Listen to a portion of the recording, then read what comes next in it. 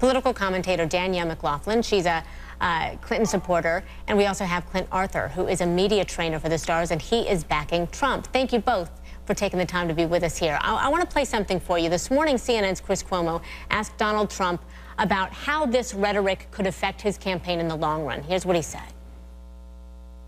Once the battle is over, once the war is over, I think there really is a natural healing process. And I've gotten along with people all my life. This is actually a little bit unusual. I've gotten along very well with people, and I think it'll happen again. And I believe it will. Now, if it doesn't, it doesn't. I'll go along the same path, which has obviously been an effective path. Clint, on a scale of 1 to 10, 10 being the best possibility for this, how plausible is it that the party will come together and support Trump at the end of the day if he does win the nomination? They have to come together and support Trump because we need Donald Trump to be the president of this country. We need a messenger who understands how to captivate people's attentions the way Donald Trump does, entertain them, and inspire them to take action. And he's entertaining, there's no doubt about it.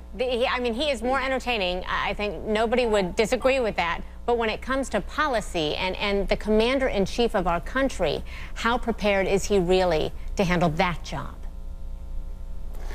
He's more prepared than any other candidate that we have. He has led his companies out of troubles, just the way he's going to lead this country out of the troubles that we have today. He's going to inspire us to have courage instead of settling for fear.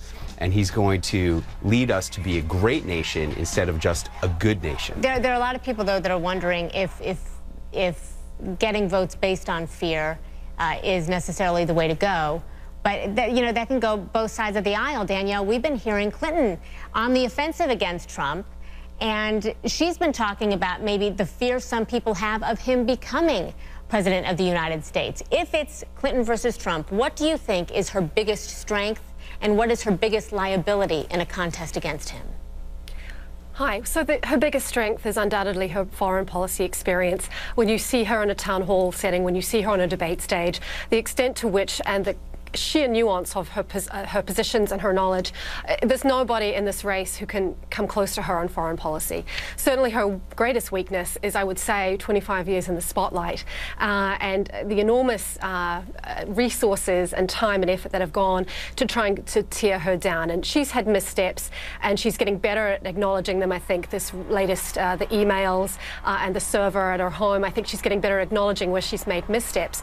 But I think, she has an extraordinary life in public service, and it reminds me of something that Obama said today in the Rose Garden, which is relating to the Supreme Court nominee, Judge Garland, of course, which is what we're looking for and what we need is somebody who is a public servant and not the master. And that's also something that George Bush said, of course, Jeb Bush said when he left the campaign not too many weeks ago. We're certainly not looking for an entertainer-in-chief. Daniel, one of the things she is struggling with, though, is that younger voter, specifically the young white women. Why is that, and how can she fix it?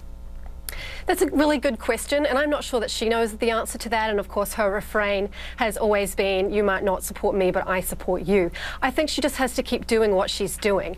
She has extraordinary appeal amongst black folks and Latina folks. She has reached across the aisle during her days in the Senate.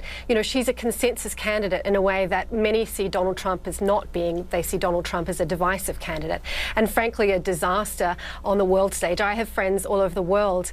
They can't really understand what's going on, and I think they don't understand the anger in this country, but I think they look to America, they look to the United States as a leader, and certainly the president as a leader, and I'm just not sure that folks are convinced that that person should be Donald Trump. Well, and Clint, I wanted to ask you, there is a real division, it seems, within the Republican Party, people who want him, people who do not.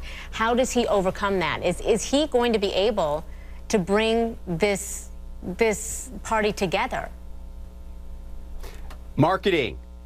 The marketing of what you do is 100 times more important than what you actually do. And nobody understands marketing better than Donald Trump, and nobody understands how to use television, the most powerful medium on the planet, better than Donald Trump. And he's going to harness his television prowess to market his message to the Republican Party, to the American people, to the world. And this is exactly what this country needs right now. We need an expert in marketing to transform the image of America from being just good to being a great nation once again. And Donald Trump has the knowledge, the skill, the experience, and the media savoir-faire, the savvy of how to make that happen, not just for the Republican Party, but for the whole country and for the world. No one argues that he is obviously very adroit in the world of business. How that might transfer to the government has yet to be seen, though, of course. And we will wait to see what the American people have to say about it. Danielle, Clint, thank you both for being here. We appreciate it.